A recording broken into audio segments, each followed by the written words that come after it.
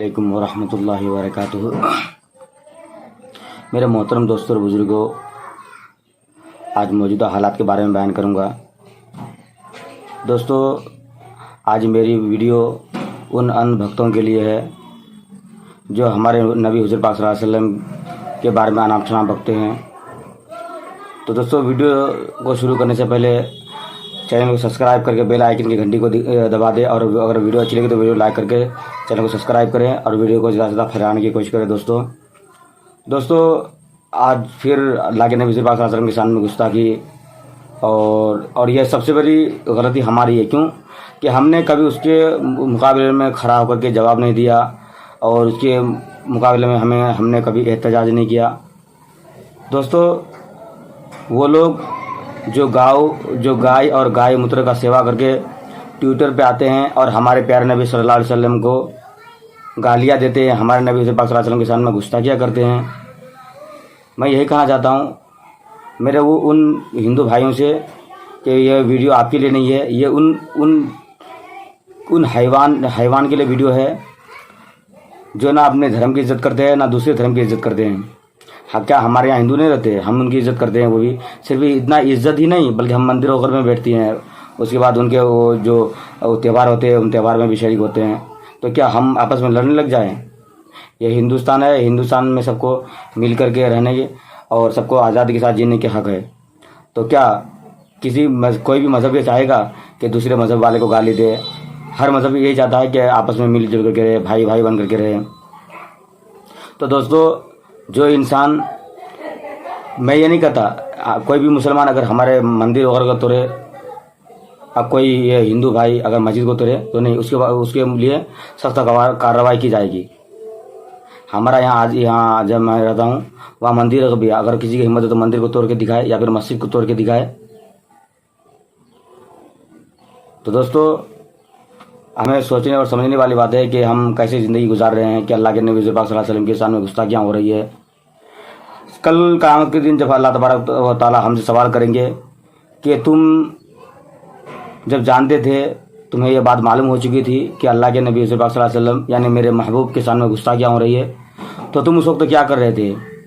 क्या तुमने उस वक्त अपने आप को रोज़ी कमाने में लगा दिया? क्या तुमने उस वक्त अपने आप को रिश्वतखोर और सूदखोर और पैसे और दुनिया की लालच और हिर्स कमाने में लगा दिए? तो दोस्तों, मुसलमान अभी भी सोया हुआ है और जागने की कोशिश करें दोस्तों।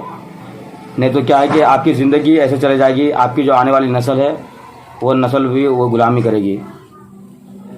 मैं कहना चाहता हूँ उन लोगों से कि जब तुम अपने धर्म का इज्जत नहीं करते, अपने धर्म के बारे में तुम नहीं जानते, तो दूसरे के धर्म के बारे में क्यों गलत सलत बोलते हो?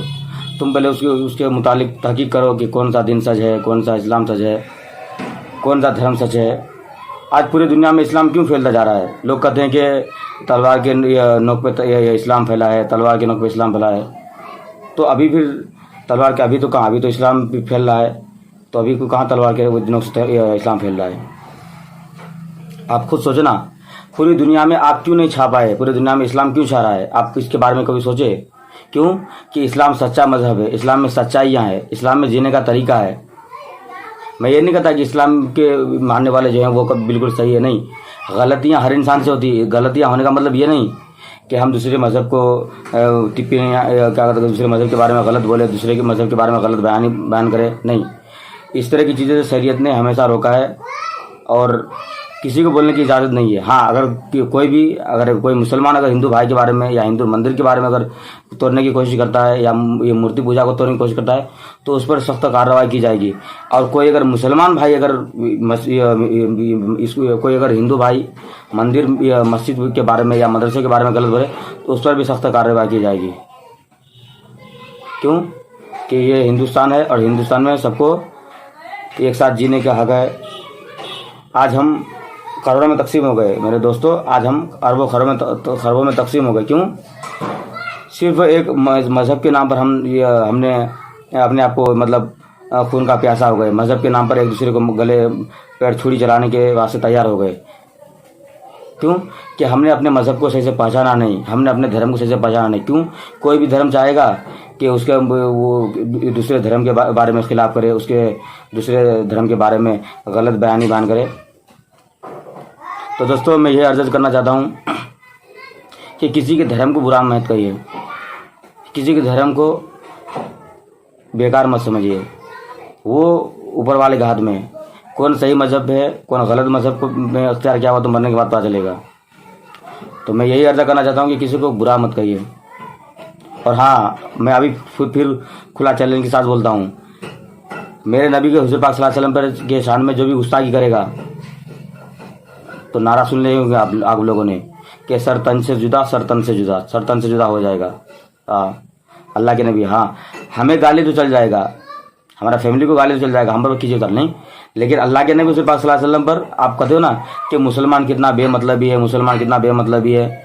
लेकिन जब इस पर अल्लाह के नबी की बात आती है, अल्लाह की बात आती है, जब इस पर खुदा की बात आती है, जब इस पर रब की बात आती है, तो वो सारे के सारे एक हो जाते हैं। अरे भाई क्यों एक ना होंगे? क्यों कि मुसलमान जो एक ही खुदा की बात करता है, एक ही खुदा को मानता है। आपके तरह थोड़ी कि ये 33 करोड़ के को देव देता को ये बना लिया और रोज़ाना एक पैदा हो रहा है। आप भी अच्छे हैं, आप भी, अब मैंने कहा कि आप गलत है, आप भी अच्छे हैं, मगर आप दूसरे के बारे में क्यों खिलाफ करते हैं कि नहीं वो मतलब ख़राब है। अल्लाह के नबी पाक सल्लल्लाहु अलैहि वसल्लम ने जो 6 साल की लड़की से निकाह किए, तो अल्लाह के नबी पाक सल्लल्लाहु अलैहि वसल्लम उसमें उस वक्त अम्मा आयशा रज़ियल्लाहु तआला अन्ना की उस वक्त रुखसती थोड़ी हुई थी, वो तो रुखसती 9 साल के बाद हुई। तो जब उनको कोई एतराज़ नहीं तो आप क्यों एतराज़ करते हो? इसका मतलब ये हो कि आप इस्लाम से चलते हो।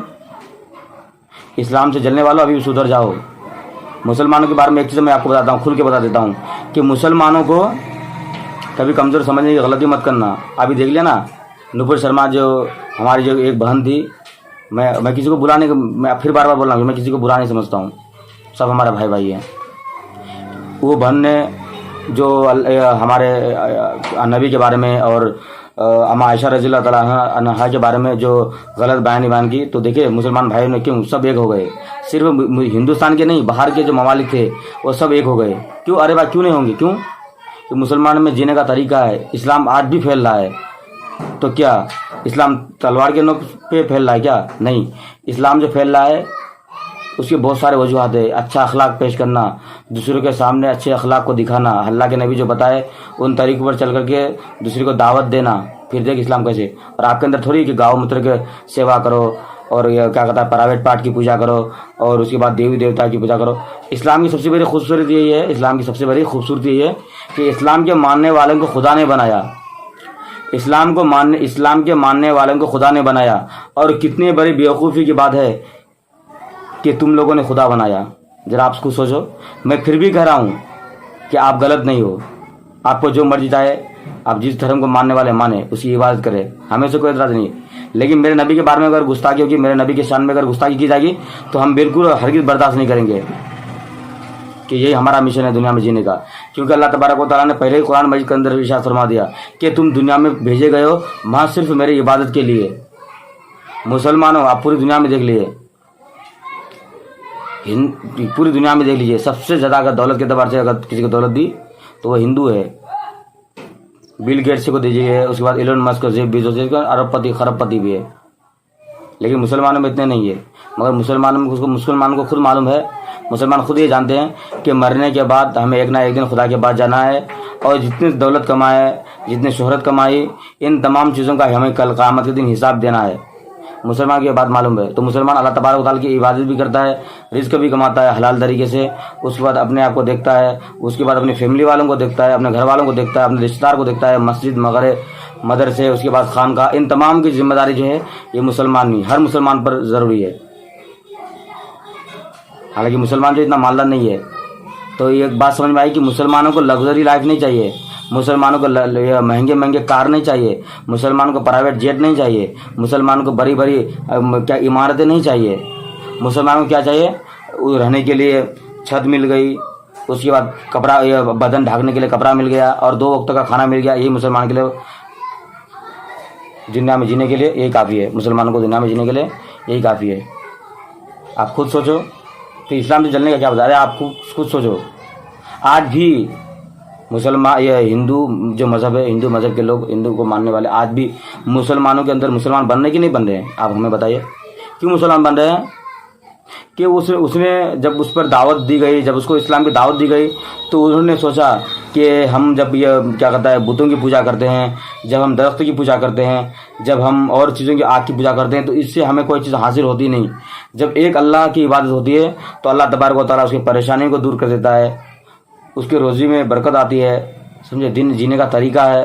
समझे, हमारा आज भी हमारे बड़े बड़े आलिम उलमा आज भी तबलीग में लगे हुए हैं, तबलीग में जुड़े हुए हैं। अल्लाह तबारक व तआला उनकी मेहनत को रायगा ना करे, हम सब दुआ करें। तो दोस्तों, मैं यही तक अर्ज़ करना चाहता हूँ कि अल्लाह के नबी हुज़ूर पाक सल्लल्लाहु अलैहि वसल्लम के शान में कोई गुस्ताखी ना करे। मैं बार बार कहा करता हूँ, अगर गाली देना है तो आप हमें गाली दे दीजिए, इस्लाम को कभी बुरा भला मत कहिए। और इतना ही नहीं, हमारा एक कोई भी मुसलमान भाई हिंदू के बारे में कोई गलत नहीं बयान करेगा। हिंदू जो है ये हिंदू ही मुसलमान पर ये तनाजनी करते हैं, फिर कहते हैं कि मुसलमान जो है वो जिहादी है। जिहादी तुम कुछ भी करते रहो, मुसलमान खामोश बैठेगा क्या? मुसलमान खामोश बैठने वाला है? भून डालेगा एक एक करके। मुसलमान खामोश बैठने वाला नहीं है। आपको क्या सोचते हो कि मुसलमान, आप यहाँ हिंदुस्तान में हिंदुओं का राज है तो ये हिंदू हुआ?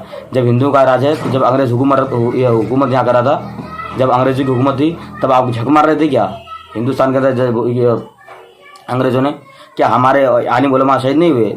इस देश को आज़ाद करने के लिए हमारे आलिम उलमा ने शहीद नहीं किए? शहीद नहीं हुए? उस वक्त तो तुम्हारे ये कहाँ गई थी? अगर कहाँ गई थी उस वक्त तो क्यों नहीं बोले थे कि हिंदुस्तान हिंदू का, हिंदुस्तान हिंदू का है? अभी भी समझ जाओ, समझे? नहीं इतना मारूंगा ना। हाँ, मैं मर जाऊंगा उसकी मुझे चिंता नहीं है, मगर मरूंगा शहीद होके मरूंगा। मैं मर जाऊंगा, मेरे पीछे रोने वाला 10,000 आदमी होगा, लेकिन आप मर गए, आपके पीछे कौन रोने वाला होगा? आपके पीछे कोई रहेगा? आप दुनिया में भी जिल्लत की ज़िंदगी जिए और आखिरत में हमेशा हमेशा के लिए जहन्नम। अल्लाह के नबी की हदीस है। आज मुसलमान जो है इतना मालदार क्यों नहीं है? क्यों? अल्लाह के नबी की खुद हदीस है, अगर तुम मालदार हो गए ज़कात देना पड़ेगा, अगर तुम मालदार हो गए सदका अदा करना पड़ेगा, अगर तुम मालदार हो गए तो हदिया देना पड़ेगा, अगर तुम मालदार हो गए तो क्या कहता है हज करना पड़ेगा, ज़कात, उम्रा, मदरसों को देखना पड़ेगा, मकातिब को देखना पड़ेगा, मस्जिदों को देखना पड़ेगा, खानकाहों को देखना पड़ेगा। समझे? जब एक ही इंसान, एक मुसलमान, एक मिसाल मान के चले, एक इंसान इन तमाम चीज़ों को देखता है, समझे, वो फिर कैसे मालदार होगा? और तुम्हारा हिंदू में क्या है कि जितना कमाओ अपने पास रखो। तो अल्लाह के नबी की हुज़ूर पाक सल्लल्लाहु अलैहि वसल्लम की खुद हदीस भी है कि दुनिया सिजनुल मुमिन व जन्नतुल काफिर, कि दुनिया जो है, दुनिया ये काफिरों के लिए कैद खाना नहीं है, काफिरों के लिए जन्नत है और मुसलमानों के लिए कैद खाना है। तो जब कैद खाना हो तो कैद खाना में तो परेशानी आई गई, जेल में परेशानी आती है कि नहीं आती है? तो ये मुसलमानों की ज़िंदगी ऐसी है कि गोया जेल की ज़िंदगी है।